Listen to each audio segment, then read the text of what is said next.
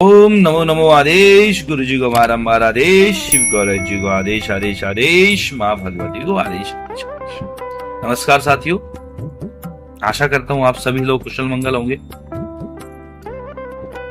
आज एक नई जानकारी के साथ में हम आपसे जुड़ना चाह रहे हैं। एक ऐसी जानकारी जो नवरात्र के ऊपर। नवरात्रे क्यों मनाए जाते हैं, 9 ही दिन तक क्यों मनाए जाते हैं, क्या कहानी इसके साथ में जुड़ी हुई है, क्या ऐसी कोई कहानी जुड़ी हुई है जो हमारे धर्म ग्रंथों में लिखी हुई है, तो आज इसी के ऊपर चर्चा करें। कथाओं की बात करें तो बहुत सारी कथाएं जो है नवरात्र के ऊपर बताई गई, परंतु आज हम भगवान श्री वेद व्यास जी द्वारा 18 पुराणों में से एक श्री मार्कंडे पुराण के बारे में चर्चा करेंगे। मार्कंडे पुराण के अंदर श्री दुर्गा सप्तशती के अंदर बताएगी का जो वर्णन है,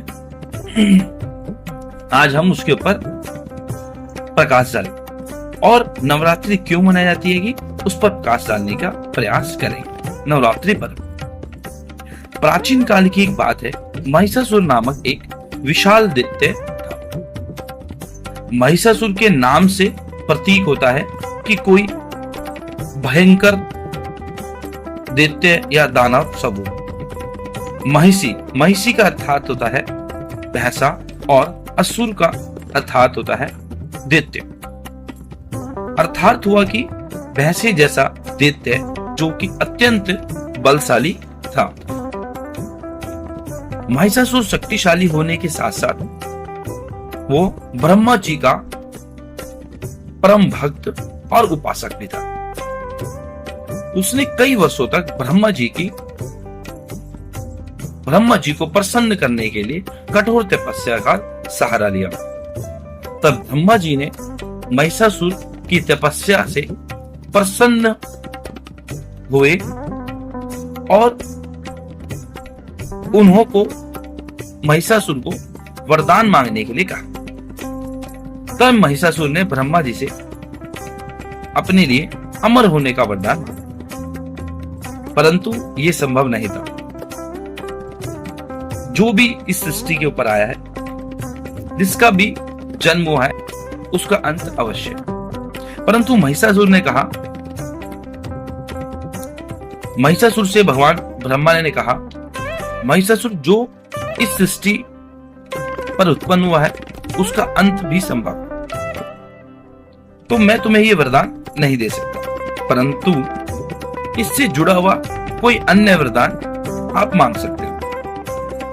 कुछ विचार महिषासुर ने करे और कुछ इंतजार करने के बाद में ब्रह्मा जी से कहा, ब्रह्मदेव, अगर आप मुझे अमर होने का वरदान नहीं दे सकते तो कोई बात नहीं, परंतु मुझे ये वरदान दें कि किसी भी देवता, पशु, पक्षी, मानव, दानव द्वारा मेरी मृत्यु ना हो। इससे ब्रह्मा जी उसे वरदान दे देते हैं। और ब्रह्मदेव की ये खास बात रही है कि जब वो प्रसन्न होते हैं तो किसी को कुछ भी वरदान दे देते हैं। इससे ब्रह्मा जी उसे वरदान देते हैं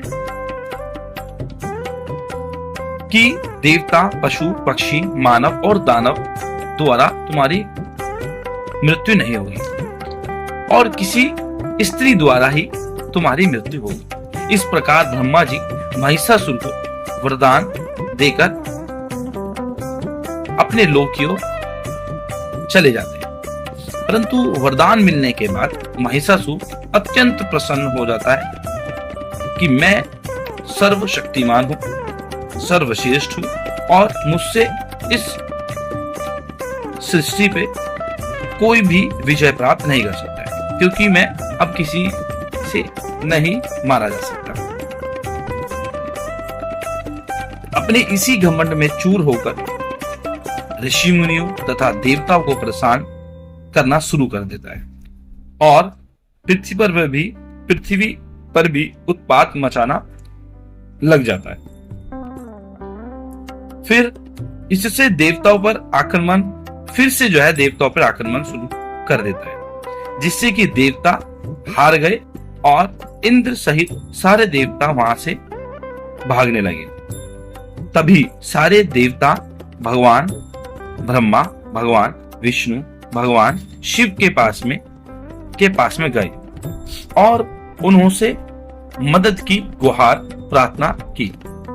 तभी ब्रह्मा जी ने कहा, इसको तो मेरा ही वरदान प्राप्त हुआ है कि किसी भी देवता, पशु, पक्षी, मानव, दानव के द्वारा इसकी मृत्यु नहीं हो सकती, परंतु किसी शक्तिशाली स्त्री द्वारा इसको अवश्य ही मारा जा सकता है।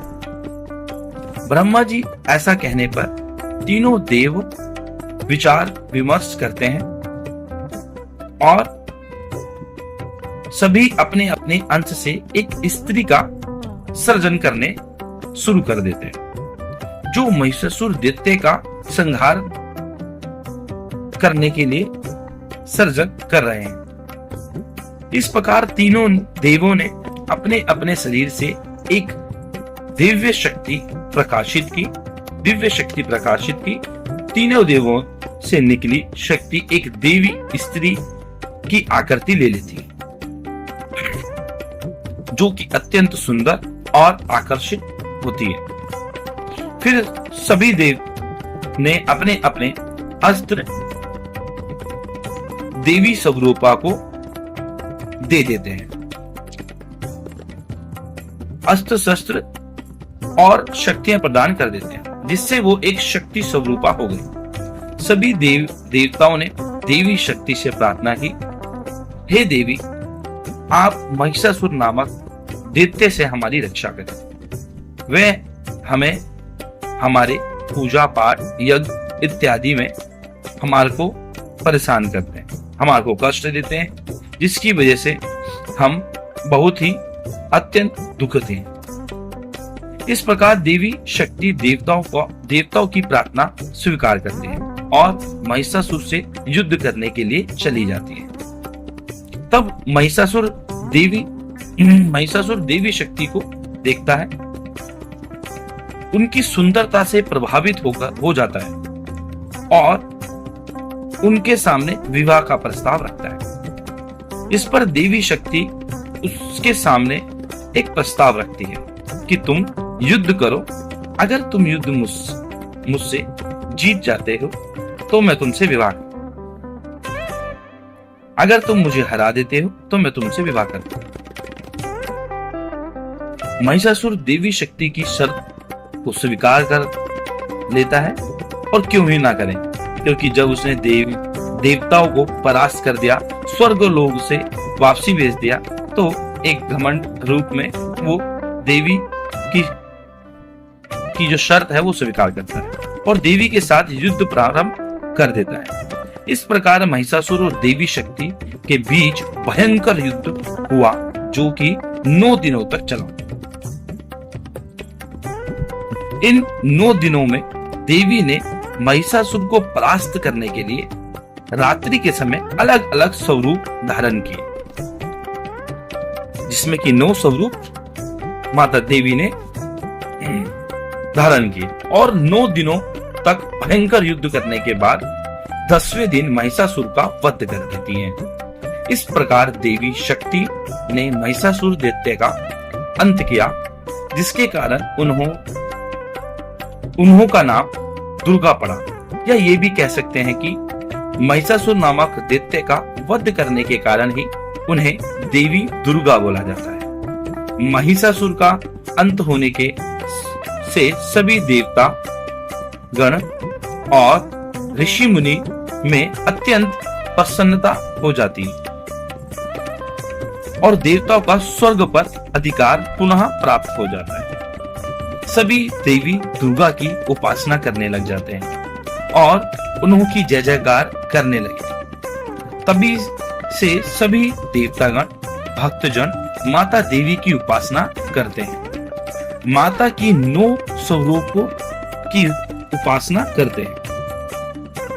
10वें दिन विजय दशमी के रूप में मनाया जाता है, जो कि बुराई पर अच्छाई की जीत का प्रतीक माना गया है। इसलिए नवरात्रि मनाई जाती है। इसलिए माता के भक्त 9 दिनों तक पूजा, उपासना, उपवास करते हैं और इन दिनों छोटी कन्याओं को माता का प्रतीक माना जाता है और इनकी पूजा की जाती है। इन्हों को भोजन घर में कराया जाता है और इन्हों का आशीर्वाद लिया जाता है। ऐसा करने से माता अत्यंत प्रसन्न होती हैं और सभी भक्तों की मनोकामना पूर्ण करती हैं और इन्हें सुख समृद्धि प्रदान करती है। तो ये थी छोटी सी जानकारी आप सभी के लिए कि नवरात्रि क्यों मनाते हैं। सभी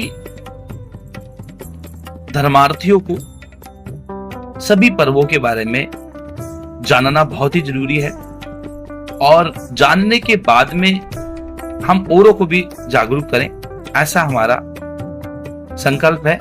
ओम नमो नमो आदेश, गुरु जी को बारंबार आदेश, शिव गौरव जी को आदेश आदेश आदेश। आशा करता हूं जानकारी अच्छी लगेगी और आगे नई जानकारी के साथ में आदेश।